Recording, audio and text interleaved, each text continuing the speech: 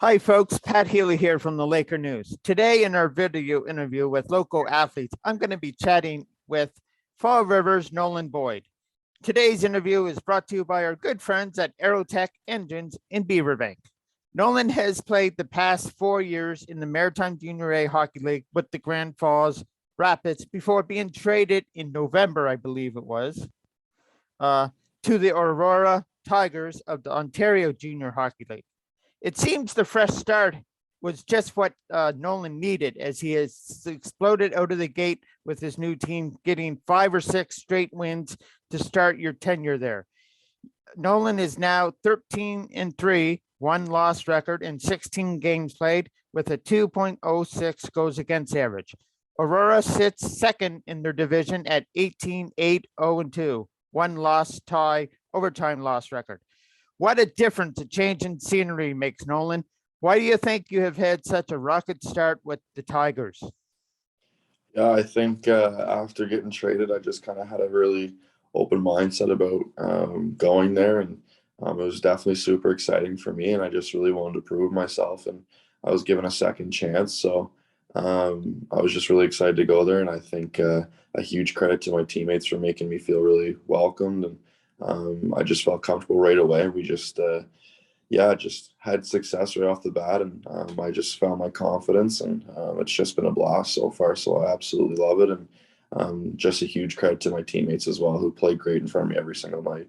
I mean, starting off like 5 or 6 straight wins, that had to be, something like, wow, I can still, you can still do this and get the wins. Yeah, no, for sure. Kind of just stayed even keel about it and just went out there and just played. Didn't really think too much about anything else, and just went out there and had fun. And when the game's fun, you're going to be playing well. So for me, it was just definitely a huge confidence booster, and I just love my time there so far. Now, Nolan is not only stopping pucks on the ice, he is also trying to stop the stigma around mental health, being a mental health advocate, having brought forward his own personal story with his battle with depression in a featured story we did here at the Laker News last year. He started his own mental health campaign as well. So, talk a little bit about that, Nolan. Yeah, so definitely it's been something that's I'm very passionate about, being a mental health advocate, and trying to connect through the community with it, and kind of spread my message and spread awareness and break the stigma. And for me, this year it's been great. I've been able to connect with schools, and talk with kids, and kind of just be able to like I said, share my message, and kind of just allow people to feel comfortable in their own skin if they're going through anything that's really serious. And obviously no one's invisible to mental health. You see it all over the world, and people are struggling with it. And I think now more than ever, it's so important just to be open and honest, and have that open conversation with yourself and say, it's okay. I'm going to be all right at the end of the day. I just have to go kind of, take my time, and reassure myself that it's going to be okay. Are you doing something similar to what you did with Grand Falls, the Saves campaign? Yeah, yeah, I'm doing my Saves for Life campaign still this year. I started it probably about a month ago, and it's been going great so far. And I've definitely been trying to do some more things in regards to my own nonprofit charity. So keep an eye out for that in the next couple of weeks, hopefully, and really excited about that. But no, it's just been a true blessing for me, and I'm just very happy to be in the position that I am in today, and it's been great. How can people donate to the Saves for Life? Yeah, you can find it on the internet if you just look up Nolan Boyd Saves for Life. You can go there, it'd be like a GoFundMe page. You can click on that. You can follow me on my social media platforms: Instagram, Twitter, Facebook, whatever it is. It's all up there. So I'm definitely, I'm very, very lucky and very grateful for everyone who has supported it, and has reached out to me. And it's been awesome. All right. I think we'll probably include it, link to the Save for Lives in the caption for this post. Awesome. So COVID-19 has impacted your play the past probably 3 seasons, including with the Rapids and now the Tigers. How has it impacted you and your teammates? Yeah, it's for sure. I mean, it's in Grand Falls last year. We definitely took a hit.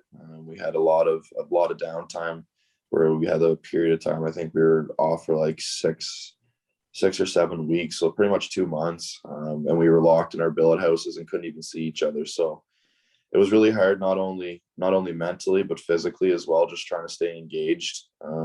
But at the same time, I think, we really stayed motivated as best as we could. And when we came back to playing last year, it was like we never missed a beat. So it was a huge shout out to my teammates for that. And we still keep in touch to this day. So we have a really close bond because we went through so much together. So and same with this year. I think obviously what's going on in Ontario right now, it's kind of crazy, but I think everyone's been through it at this point. It's obviously really frustrating, but at the end of the day, there's a bigger picture in the world and we can't control it. So there's no point in me, trying to get wound up about it or anyone else. And I kind of just reassure my teammates about that and just say, like, boys, like, we can't do anything about this. It's just a matter of trying to stay positive and know that we're going to be back to playing eventually. It's just, we don't know when. So just, stay as sharp as you can mentally, physically, and be ready to go when we get back at it. And with COVID, that has meant another year of not coming home to see your family during the holidays. I think you didn't come home last year either. So Yeah. How's that on you? Yeah. So last year I didn't get to come home for Christmas because I had to isolate over Christmas break. And then this Christmas, I actually got diagnosed with COVID. Oh, yeah, I had wow. COVID over Christmas. That's why I couldn't get home. So Okay. It definitely sucked, but at the same time, it's just one of those things where I can't control it again. And I was fine. I just felt a little bit ill for one day, and then I was back up on the horse right afterwards. So I'd rather keep people safe and over the holidays, especially. Yeah. So I just took that super seriously and isolated, and it is what it is. So yeah, I'm kind of just glad that whole COVID thing is over for me. And yeah. How are you staying sharp while play is iced?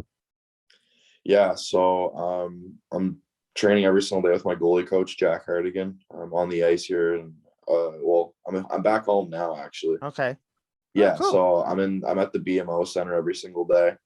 And I'm training with him, and then we're in the gym right afterwards. So I've been pretty much doing that every single day, and it's been great for me because when I got home a couple days ago, and I really wanted to make sure I had a schedule because I didn't want to just be sitting around doing nothing. Yeah. And for me, it's been great to be back on the ice with him and just kind of keeping my game sharp and physically and mentally. So it's been great being home and just really working hard while we're on this little, I guess, laying me down. When do you expect to go back?